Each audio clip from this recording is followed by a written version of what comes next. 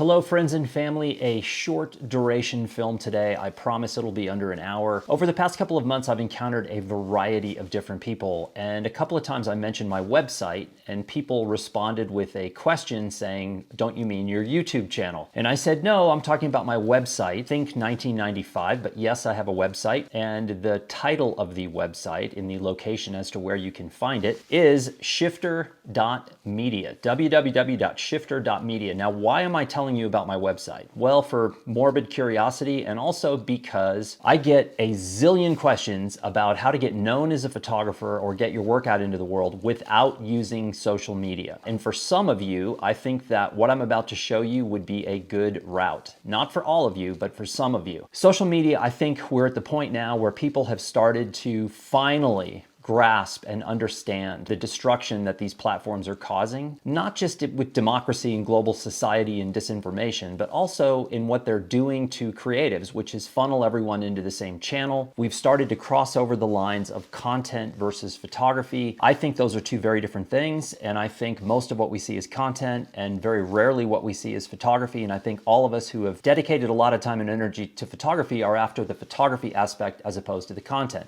It's not to say there isn't a place for content, I just think they're different. So one of the things that I tell people about trying to get recognized or get your work out is to think about it in terms of a long play scenario as opposed to a short play. I look at social media as a short play because you are putting your work in the hands of someone else's algorithm instead of building your own ecosystem, which is your own website, your own mailing list, your own database, and your own ecosystem for your work that is not controlled by someone else's algorithm or someone else's advertising. It is 100% yours. This is not something that will happen overnight. It's something that you have to feed like a slot machine before it will begin to pay off. But take it from me, I started blogging in around 2002, I believe. I went to a conference way back in the day, a creative conference that was an invitation only. I was not invited, but someone who was invited talked the organizers into inviting me, and it really opened my mind about the internet and also about blogging and how powerful that could be. Again, I know it sounds like 1995, but let me explain to you a little bit about my site, shifter.media. It's www.shifter.media. It's not .com, so if you go to .com, you're not going to find me, but if you go to shifter.media, you will find me. Now, I call this a lifestyle site without the style because I don't have an axe to grind. I don't work as a photographer anymore. I don't nurture the site in the sense that I am trying to build a huge following with the site. If I were to do that, I know exactly how to do it. After doing this since 2002, I have a lot of experience. The tricky part for me is I'm not really trying to sell anybody on anything. I blog because I love doing it. It's a place for me to spill out my entire life or bits of my entire life online. In a way that I like, because what I've learned about the website over the years is the website is a conversation as opposed to a soundbite. And the people who are really interested in your work, it is a good avenue to actually engage with those people. Now I'm going to break some of these things down and explain to you what I do and what I don't do. And again, I'm doing this because I think for some of you who really do have a goal of getting known and getting your work out there, this is a good scenario.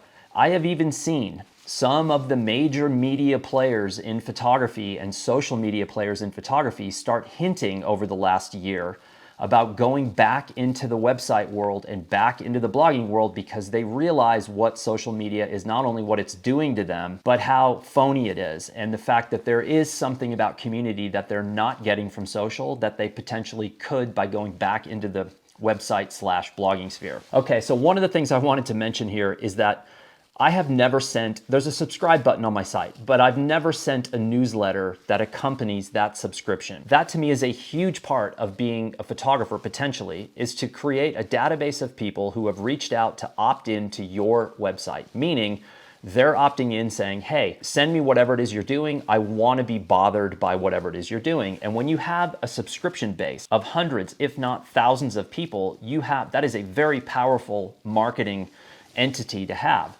There was an article that came out about 5 years ago called 1,000 True Friends about if you had 1,000 people who actually really bought into your work and followed what you were doing and believed in what you were doing, that could sustain a career. And I am a firm believer that that is absolutely true. I would rather have 1,000 names in an email database than 10,000 Instagram followers or even 100,000 Instagram followers. I have just seen the email database pay off over and over and over again for all kinds of creatives, far more than I have seen social.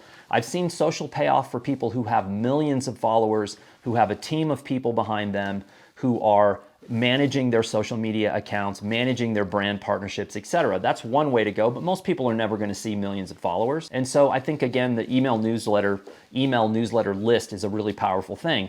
Again, I have never sent a single newsletter in the entire time that I've had my site, and I have, odd enough number, one of my favorite aircraft of all time. I have 747 subscribers, and I've never sent a newsletter.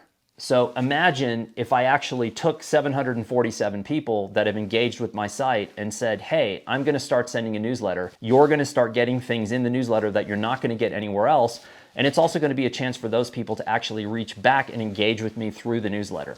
That would be interesting. Whether I have the time to do that, I'll tell you right now, no, I don't have the time. My website is probably 5% of my life. My YouTube channel is probably 5% of my life. Cycling is 5%.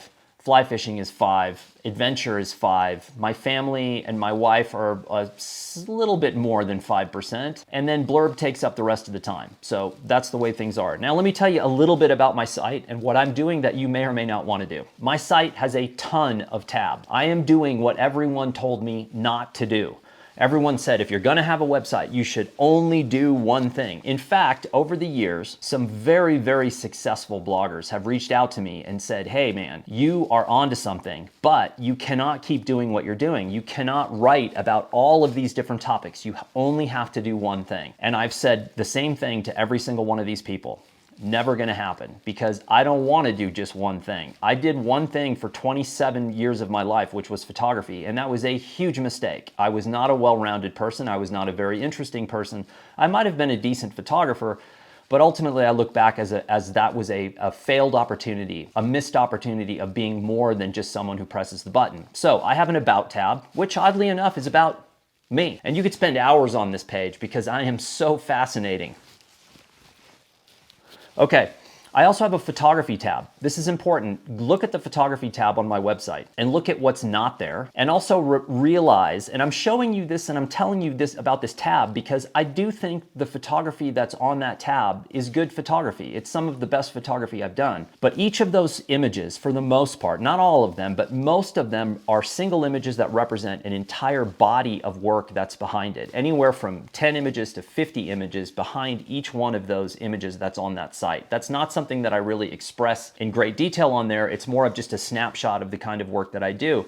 But it's important. It's very simple. When someone says, what kind of work do you do? I can say, go to the photography tab on the site and you'll get 50 pictures of the kind of things that I've done in the past. Even some of this work that was shot in color on that site is all in black and white because I'm sending a message saying, I don't want to be a jack of all trades. I don't want to be the guy who can do anything fairly well. I want to be the person who does a very singular style of work. And if that's what you want, great. And if it's not what you want, no hard feelings, let's move along. I also have a tab called Create. And Create is a lot more about you than it is about me. I feature a lot of books that people send me in the mail. I feature anything that I encounter that has a creative bent to it, whether it's writing or illustration or photography or artwork or some funny thing that I've seen that pertains to the creative world, I will then put it on the Create tab. That's probably the tab that I update the most. I also have a tab called Dispatches, and Dispatches are audio interviews with people that I have encountered going back probably 5 years now. A lot of photographers, a lot of creatives. One of the last people I interviewed was Stafford Squire, who's the director of the Santa Fe Photo Workshops. I did Ross Whitaker, a photographer in California. I did Pete Souza, who was Barack Obama's photographer, who happened to come through the Blurb office, and I had an opportunity to interview him. It's all kinds of people, but they're long form audio interviews. And again, this was something I was told never to do. They said, oh, you're gonna do audio interviews, they have to be 90 seconds. That's it. That's all the audience has patience for. I said, you know what? If you can't sit through a long form audio interview about a very talented creative,